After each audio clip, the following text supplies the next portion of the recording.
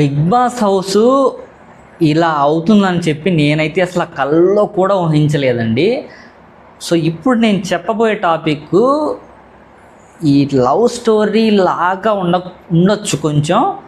So అర్థం చేసుకోవడానికి try చేయండి, అందరికీ అర్థమయ్యేలాగే చెప్తాను. ఇదంతా క్రియేట్ చేసింది ఎవరు, ఇలా జరగడానికి రీజన్ ఏంటంటే, ఎప్పటి నుంచి జరుగుతుంది, ఎవరి గురించి చెప్తున్నాడో క్షుణ్ణంగా వివరించి మొత్తం డీటెయిల్గా చెప్తాను. బిగ్ బాస్ హౌస్ 9 తెలుగులో ఏం జరుగుతుంది ఏంటని. ఓకేనా ఫ్రెండ్స్? మన ఛానల్ ఎవరైనా కొత్తగా చూస్తుంటే ముందుగా లైక్ చేసుకోండి, సబ్స్క్రైబ్ చేసుకోండి, మనకు చాలా సపోర్ట్గా ఉంటుంది. అండ్ ఇలాంటి ఇన్ఫర్మేటివ్ వీడియోస్ అందరికీ మీ దాకా రావాలంటే కనుక, పెట్టినట్టు మీ దాకా రావాలంటే కనుక దయచేసి లైక్ చేయండి, సబ్స్క్రైబ్ చేసుకోండి. ఓకేనా? ఇంకా వీడియోలోకి వెళ్ళిపోదాం. బిగ్ బాస్ 9 హౌస్లో అసలు నేను చూడకూడదు, అసలు ఈ టాపిక్కే రాకూడదు అన్న టాపిక్కే లవ్ ఎఫెక్షన్స్, ఫ్రెండ్షిప్ దాకా అయితే ఓకే. లవ్ ఎఫెక్షన్స్ అవన్నీ ఏమవుద్దంటే మన గేమ్ని తొక్కేస్తాయి, ఆడియన్స్ ఆటోమేటిక్గా తొక్కేస్తారు. ఏంట్రా బాబు, వీడు ఆడడానికి వెళ్ళాడా, లవ్ చేయడానికి వెళ్ళాడా, వేరే ఉన్న కాన్సెప్ట్తో వెళ్ళాడా ఏంటని చెప్పి మనం వెళ్ళేటప్పుడు బాగానే ఉంటాం. ఆటోమేటిక్గా ఏజ్ ఎఫెక్ట్, ఏం చేస్తామని చెప్పడం, కుర్రోళ్ళు కదా ఊపులో ఉన్నారు. దాని గురించి ముందు డిస్కస్ చేసుకుందాం. బిగ్ బాస్ 1, 2, 3, 4 డేస్ అయితే కనుక బాగానే ఉంది. 5th, 6th డేస్ నుంచి డీమాన్ పవన్ని ట్రాక్లో నుంచి తప్పించడానికి, అంటే తను మంచి ట్రాక్లో వెళ్తున్నాడు, అది కామనర్ కదా, మనతో పాటే వచ్చాడు, అతను మనకన్నా అధిగమించి పైకి వెళ్ళేలా ఉన్నాడు, వీడిని ఖచ్చితంగా ట్రాక్ తప్పించాలి అన్న కాన్సెప్ట్తోనే ప్రియా శ్రీజ ఒక బ్యాడ్ యాటిట్యూడ్తో తన్ని డీమాన్ పవన్ని వేరేలాగా టాపిక్ డైవర్ట్ చేయడానికి ట్రై చేస్తారనమాట. అదే టాపిక్ డైవర్ట్ చేసిందే మనోడికి యాక్చువల్లీ కుకింగ్ మానిటర్గా ఉన్నారు ఎవరు, ప్రియా. అదే డిపార్ట్మెంట్లో క్లీనింగ్ డిపార్ట్మెంట్లో సూపర్వైజర్గా తను యాజ్ ఏ క్యారెక్టర్గా ఉన్నారనమాట డీమాన్ పవన్. సో ఆ క్యారెక్టర్లో ఉన్నప్పుడు నువ్వేం చేయాలి? సో డిష్ వాషర్ వాష్ అవుతుందా లేదా, నీట్గా క్లీన్ చేస్తుందా లేదా రితు చౌదరి అని చెప్పాలి. సో తనకి డే 1 నుంచే నువ్వు తన్ని ఏ మాట పడకుండా, ఎవరిని ఏమనివ్వకుండా, తన వరకు కూడా నేనే చేస్తానని చెప్పి ముందుగా తన్ని వెనకేసుకుంటా వచ్చి ఇప్పుడు ఇక్కడ దాకా తెచ్చుకొని నెత్తి మీద పెట్టుకున్నాడు. రేపటి రోజున ఖచ్చితంగా గుర్తుపెట్టుకోండి, నేను చెప్పే వర్డ్సే మీకు అందరికి గుర్తొస్తాయి, ఖచ్చితంగా హట్ అవుతాడు. మొన్న ప్రియా గురించి ఇచ్చాడు ఆల్రెడీ, సేమ్ ఇదే ఇప్పుడు రిపీట్ అయింది. ఇప్పుడు రితు చౌదరి ఏం జరుగుతుంది, ఏం మాయ చేసావే ఇష్క్, దాని తర్వాత వేరే సినిమాల యొక్క స్టోరీస్ ఇక్కడ ఏమైనా రిపీట్ చేద్దాం అనుకుంటున్నారు బిగ్ బాస్ హౌస్ 9 తెలుగులో? కాదు కదా. మన ఏమేంటి, గేమ్ ఆడడానికి వెళ్ళాము, మా ఆడియన్స్ యొక్క హృదయాలు గెలుచుకొని. డీమాన్ పవన్లో నిజంగా సబ్జెక్ట్ ఉంది, తన యొక్క మంచి టాలెంటెడ్ పర్సను, జిమ్ బాడీ, ఆలోచిస్తాడు నిదానంగా, అందరిలాగా ఎగిరెగిరి పడ్డు, ఒక ఆమ్నర్గా వెళ్ళి కూడా సెలబ్రిటీస్ దగ్గర మంచి మన్నలను పొందుతాడని చెప్పి అనుకుంటుంటే ట్రాక్ తప్పుతాడే. ఎలా తప్పాడు ఇప్పుడు నేను చెప్తాను చూడండి మీకు. డే 3 వరకు బాగానే ఉంటాడు, డే 4 నుంచి స్టార్ట్ అయిపోద్ది అనమాట. డే 4 నుంచి స్టార్ట్ అయిపోద్ది.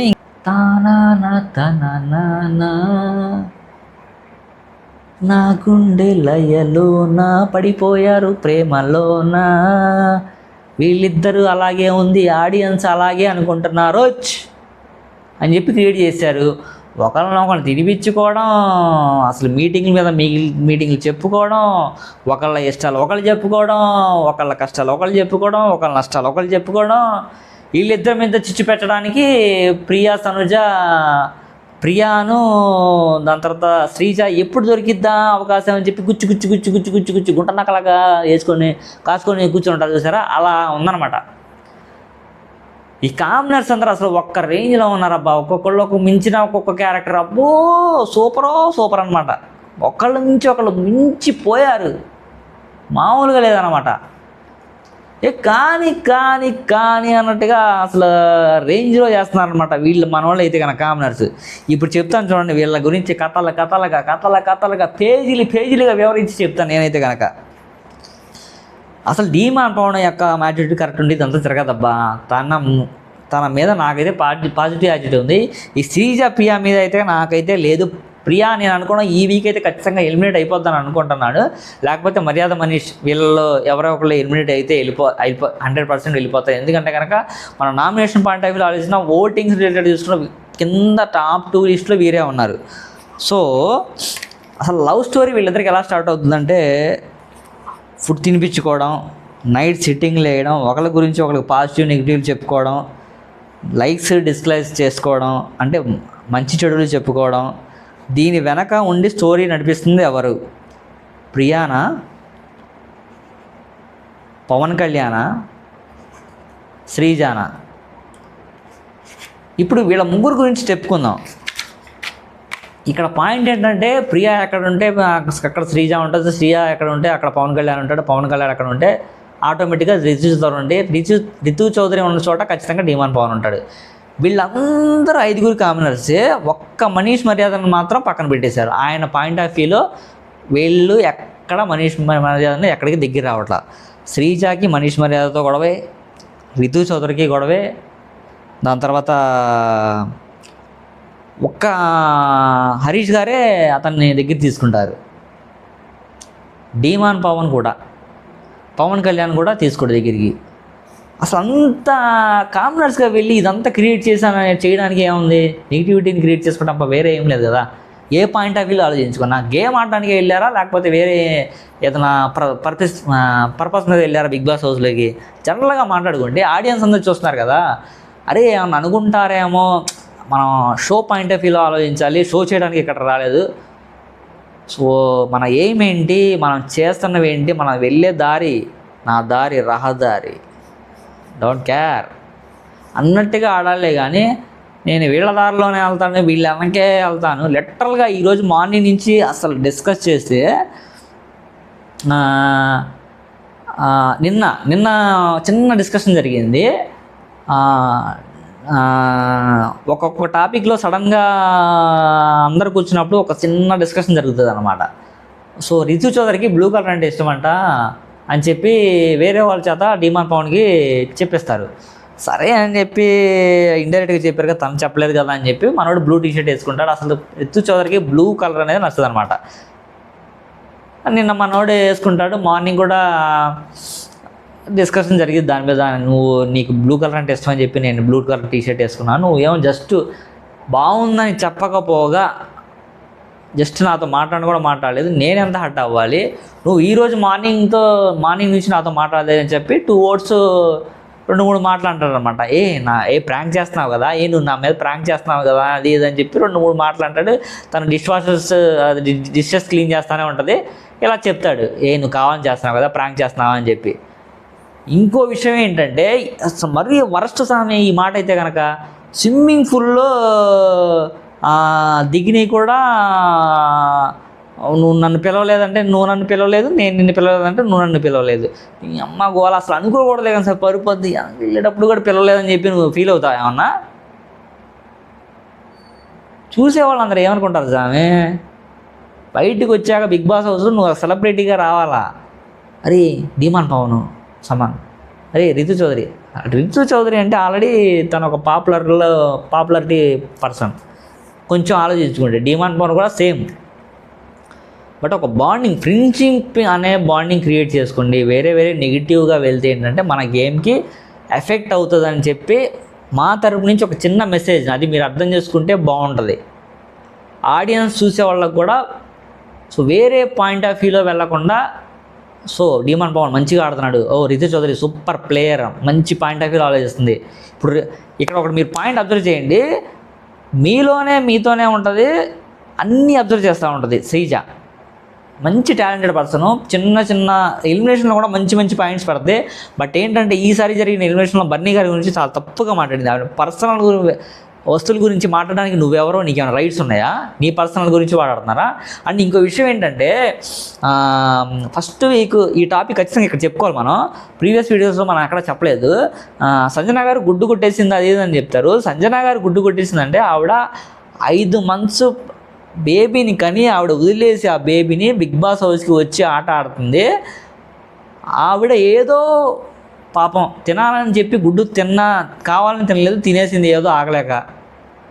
అది భరణి గారు చూశారు, ఓకే బాగానే ఉంది. అది ఆయన ఆలోచించాడు ఒక సెలబ్రిటీలో ఉన్న లెవెల్. బయట నుంచి వచ్చిన కామనర్స్ మీరు తినింది ఆవిడైతే చూసిన తప్పుబట్టి నామినేషన్స్లో ఉతికి ఆరేసారు కదండి భరణి గారిని. అసలు ఒక్కళ్ళు కూడా వదలకున్నా మాస్క్ మ్యాన్ హరీష్, దాని తర్వాత భరణి, శ్రీజ, ప్రియా, నలుగురు, పవన్ కళ్యాణ్. అసలు ఏమైనా ఉందా సామె చెప్పుకోవడానికి? నామినేషన్స్ ఆయన చేసిన తప్పేమీ లేదు, ఆయన చూశాడు చెప్పలేదు అంతే కదా. దానికి అంత మీరు ఆ రేంజ్లో ఆయన మీద పిక్స్ తీసుకెళ్తారా? అంటే ఏమైనా ఉందా? అసలు షేమ్లెస్ నామినేషన్ అనమాట. మంచి పాయింట్ ఏమన్నా శ్రీజ అదైతే కనుక మరీ వర్స్ట్ అనమాట. ఆయన పర్సనల్ ఏదో తెచ్చుకున్నాడు. అమ్మ నీకేంటి ప్రాబ్లం? నీకు చెప్పాలా ఏంటి? నీకు చెప్పాల్సిన అవసరం లేదు కదా. అందరికి వెళ్ళుకొని వాసన చూసుకుంటావు ఎందుకు నువ్వు హౌస్లో? నువ్వు ప్రియా ఆల్రెడీ ఈసారి ప్రియా వెళ్ళిపోద్ది. నువ్వు ఎవరితో పాటు ఉంటావు వీడియోస్లో ఎక్స్ప్లెయిన్ చేస్తాను నీ గురించి. ఇప్పుడు ప్రియా ఈ వీక్ మ్యాక్సిమం నామినేషన్ అయిపోతే తర్వాత తమరు ఎవరితో సత్సంబంధాలు పెట్టుకుంటారో చూద్దాం, ఓకేనా? సో అందరూ ఒకటేనండి హౌస్లో. మనం మాట్లాడేటప్పుడు ఏదైనా టాపిక్ వచ్చి డిస్కస్ చేసేటప్పుడు ఒకరి గురించి నెగిటివ్గా వాళ్ళతో వీళ్ళ దగ్గర నెగిటివ్గా మనం డిస్కస్ చేయకూడదు. ఎందుకంటే వాళ్ళది క్యారెక్టరే, నీది క్యారెక్టరే. నీ గురించి కూడా వేరే వాళ్ళ దగ్గర నెగిటివ్గా చెప్తే నువ్వేమనుకుంటావు? తప్పుగా ఆలోచించుకుంటావా, మంచిగా ఆలోచించుకుంటావా? తప్పుగానే అర్థం చేసుకుంటావు. అసలు చెప్పుకోకపోతేనే అర్థం చేసుకుంటావు, ఇంక చెప్పుకుంటే ఎలా అర్థం చేసుకుంటావు? అక్కడే నరిగేస్తుంది జనాన్ని. ఎగిరి పడుతుంది ఏంటో ఏ టాపిక్ వచ్చినా మాట్లాడడానికి. అంత అవసరం లేదమ్మా, అంత అవసరం ఏముంది? ఏదైనా నార్మల్గా మాట్లాడుకుంటే సెట్ అయిపోద్ది కదా. సో ఆ పాయింట్ కట్ చేద్దాం అక్కడితో. సో నా తరపు నుంచి ఏంటంటే డీమాన్ పవన్ ఇక్కడ నుంచి మంచిగా ఆడతాడని ఎక్స్పెక్ట్ చేద్దాం. టర్నింగ్ పాయింట్ ఏమైనా వస్తుందని డిస్కస్ చేద్దాము. సో ఈ టాపిక్ రిలేటెడ్గా ఇంకొన్ని టాపిక్స్ ఉన్నాయి, అవి కూడా చెప్తాను. ఇంకా ఏమేమి ఉన్నాయి ఆ టాపిక్స్, ఎందుకంటే కనుక ఇలా చెప్పుకుంటా పోతే చాలా ఉన్నాయి. ఇది టాపిక్ ఇక్కడతో కట్ చేసేది అయితే కాదు. ఈ వీడియో కొంచెం లెంతీ ఏం పెంచడం, కొంచెం స్టార్ట్లోనే కట్ చేసేద్దాము. లవ్ స్టోరీ పీకే శ్రీజ డిమాండ్ పవన్ ప్రియా, పీకే శ్రీజ డిమాండ్ పవన్ ప్రియా. ఇక్కడ ఏంటంటే తనుజ గురించి నేను చెప్పలేదు, ఖచ్చితంగా చెప్తాను. ఆవిడ పాయింట్ కూడా వస్తుంది. దాని తర్వాత దమ్ము మనీష్, శ్రీజ, ప్రియా, సంజన అందరూ కూర్చొని మాట్లాడుకుంటూ ఉంటారు. ఏమని? ఇమ్ము సడ్డాయి వేస్తాడు మమ్మీ మీద, సంజన గారి మీద. ఇంకా దాని తర్వాత ప్రియా ఇలా చెప్తుంది పవన్ గురించి. ఏమని చెప్పండి, చూడండి ఈ పాయింట్ చూడండి. పాజిటివ్స్ ఆలోచిస్తాడు, తను తానే తక్కువ చేసుకుంటాడు, అర్థం చేసుకుంటాడు, ఫ్లట్టింగ్ అని చెప్తుంది. లైక్స్ ఏంటంటే వాల్యూస్ ఇస్తాడు, ఫ్రెండ్షిప్కి వాల్యూ ఇస్తాడు, ట్రస్ట్, ఇన్నోసెంట్, ఎమోషనల్ పర్సన్ అని చెప్తుంది. అక్కడ ప్రియా పవన్ కళ్యాణ్ యొక్క టాపిక్ అక్కడతో అయిపోద్ది. ఇంకా ఇక్కడ నుంచి చాలా పాయింట్స్ ఉన్నాయి మనం మాట్లాడుకోవాల్సింది, ఒక్కటి కూడా మిస్ అవుతుంది.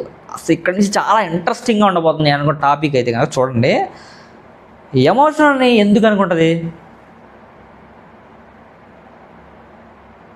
పాయింట్ గుర్తుపెట్టుకోండి. ఇప్పుడు చెప్పిన పాయింట్స్ ఏవైతే మన రితు చౌదరి డిమాండ్ పవన్ గురించి చెప్పిందో, పైన చెప్పిన పాయింట్లో తను ఒక ఎమోషనల్ పర్సన్ అని ఎందుకు చెప్తుందంటే, ఒక్కనొక్క పాయింట్లో బిగ్ బాస్ హౌస్లో జరిగిన ఇన్సిడెంట్లో డిమాండ్ పవన్ ఏడుస్తాడు. ఎవరి గురించి?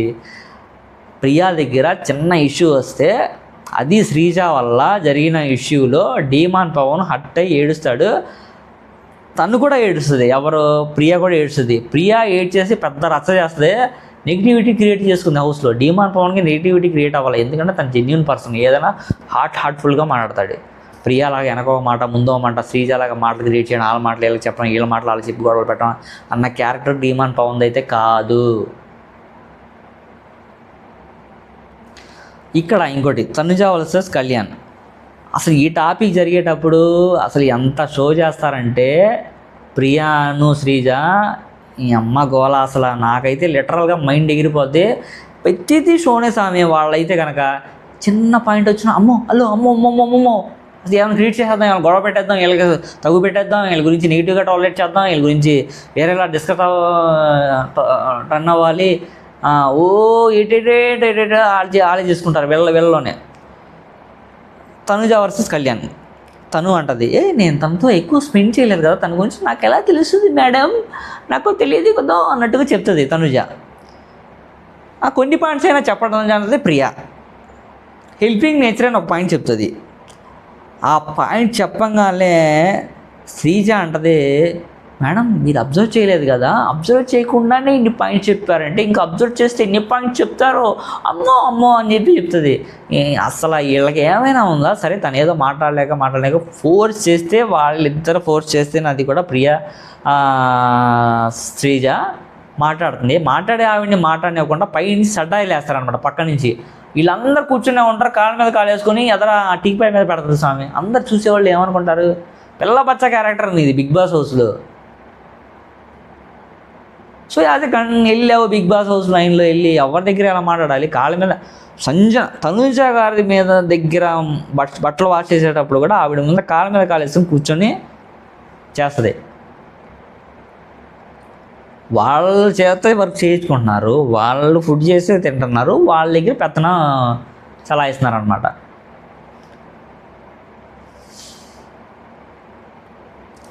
ఇక్కడతో ఆ టాపిక్ అయిపోయింది. ప్రియా అంటది, నేను కూడా ఏమైనా డ్రెస్ సెలెక్ట్ చేసావా, తిక్కలు మంచిదా అసలు ఇది అంటాను నేను. ఇక్కడ హెల్పింగ్ నేచర్ అని చెప్పి తనుజ అంటది కదా ఎవరిని, పవన్ కళ్యాణ్ని. ఏంట్రా నువ్వు కూడా డ్రెస్ సెలెక్షన్ చేసావా ఏంటి తనుజాకి? ఎందుకని ఆ డబుల్ మీనింగ్ అక్కడ వేసింది. అక్కడ ఆల్రెడీ రితు చౌదరి మన డిమాండ్ పవన్ ఉంటారు, వాళ్ళకి ఆ సటైర్ వేసింది. అంటే ఆవిడ సెలెక్ట్ చేశాడు ఆల్రెడీ, నువ్వు కూడా సెలెక్ట్ చేసావేంటి అంటే వాళ్ళిద్దరు సెట్ చేసుకున్నారు, మీ ఇద్దరు సెట్ చేసుకుంటాను అన్నట్టుగా టాలరేట్ చేస్తానమాట. ఇక్కడ రితు చౌదరి డిమాండ్ పవన్ ట్రాక్లో ఉన్నారో అర్థం కాదు, రితు చౌదరి పవన్లో ట్రాక్లో ఉన్నారో అర్థం కాదు, దాని తర్వాత పవన్ తనుజాతో ఉన్నారో అర్థం కాదు, ప్రియా డిమాండ్ పవన్ అర్థం కాదు, ఎవరేంటో అర్థం కాదు. అసలు బిగ్ బాస్ హౌస్ లైన్లో ఇది పెద్ద కన్ఫ్యూజన్లో మిగిలిపోయింది స్వామి. బిగ్ బాస్ హౌసే సర్టైన్ స్టేజ్కి వచ్చాక లిమిట్స్ చూసి బియాండ్ లిమిట్ వెళ్ళిపోతే కనుక వాళ్ళకి ఖచ్చితంగా డోస్ పడిద్దని చెప్పి నేను ఎక్స్పెక్ట్ చేస్తున్నాను. మీరు కూడా ఎవరైనా అనుకుంటే కనుక ఖచ్చితంగా కామెంట్ రూపంలో తెలియచేయండి.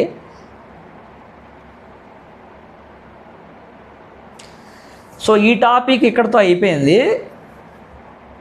ఇంకా మనం ఇప్పుడు వేరే టాపిక్ గురించి డిస్కస్ చేద్దాము. ఈ వీక్ నామినేషన్స్లో ఉన్న లోయెస్ట్ కన్సిస్టెన్స్లో ఫ్లోరా, ప్రియా, దాని తర్వాత మర్యాద Manish. Compare to higher level నామినేషన్స్లో ఉన్న మన భరణి మంచి పొజిషన్లో గ్రాఫ్ 0 నుంచి పైకి వెళ్ళడంలో భరణి గారు, సుమన్ శెట్టి గారు, వీళ్ళు ఎందుకని తక్కువ గ్రాఫ్ పడిపోయింది వీళ్ళది, వీళ్ళు నామినేషన్స్లో ఎందుకున్నారు, ప్రేక్షకులకి వీళ్ళని ఎందుకు నెగిటివిటీగా ఆలోచిస్తున్నారు, దానివల్ల ఆలోచించడం వల్ల వీళ్ళ యొక్క ఓటింగ్ యొక్క పర్సంటేజ్ తగ్గిపోయిందంటే అది నిజమే.